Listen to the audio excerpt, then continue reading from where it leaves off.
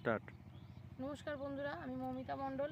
আজকে আবার চলে এলাম কাঁকড়া মির্জানগর। এখানে আমার তৃতীয় দিন এবং এখানে চাষিদেরকে, চাষ তো আমরা প্রত্যেকেই ভালোবাসি, কেননা কৃষক না থাকলে আমরা ফসল পেতাম না এবং তারা না ফসল উৎপাদন করলে আমরা কিছুই খেতে পারতাম না। সেজন্য চাষিদের আমরা সমাজবন্ধু বলি।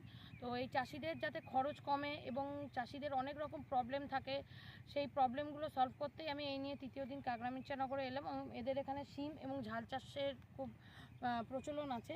তো এদের মেন প্রবলেম ছিল ফুল ঝরে যাওয়া, শিমের ফুল ঝরে যাওয়া।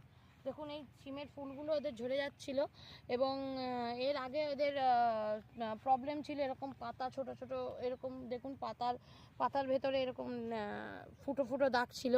তো আমাদের যে এগ্রির কিছু কিছু প্রোডাক্ট আছে, সেই প্রোডাক্টগুলো দেওয়ার পর এদের ফুল জালি বলুন, সাদামাছি, লাল মাকড়, সমস্ত সমস্যাগুলো দূরে চলে গেছে। এবং এদেরকে আমি আমাদের এগ্রি 82, আমাদের এগ্রি মস, যেটা আমাদের ফুলকে ধরে রাখতে সাহায্য করে এবং ফুল ঝরতে দেয় না, পোকা আসতে দেয় না। এবং এগ্রি 82 যেটা আমাদের সমস্ত কিছুর ওপরে আমরা এটাকে প্রয়োগ করতে পারি, বিশেষ করে পোকার ক্ষেত্রে এটা ভীষণ উপকারী। এবং এটা হচ্ছে ফলের সাইজ এবং ফুলের সাইজ কত সুন্দর হবে সেটাকে ধরে রাখতে সাহায্য করে আমাদের এগ্রি হিউমিক লিকুইড।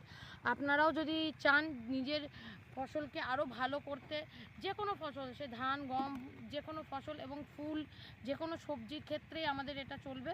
তো আমাদের নিচে দেওয়া নাম্বারে আপনারা আমাদের সাথে যোগাযোগ করুন, কারণ আপনাদের খরচ কমানোই আমাদের দায়িত্ব, উপকার করাই আমাদের দায়িত্ব।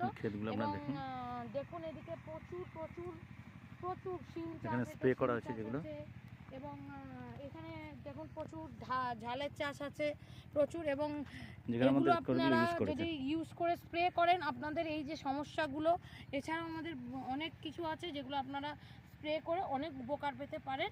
তো এখানেই শেষ করলাম, নমস্কার।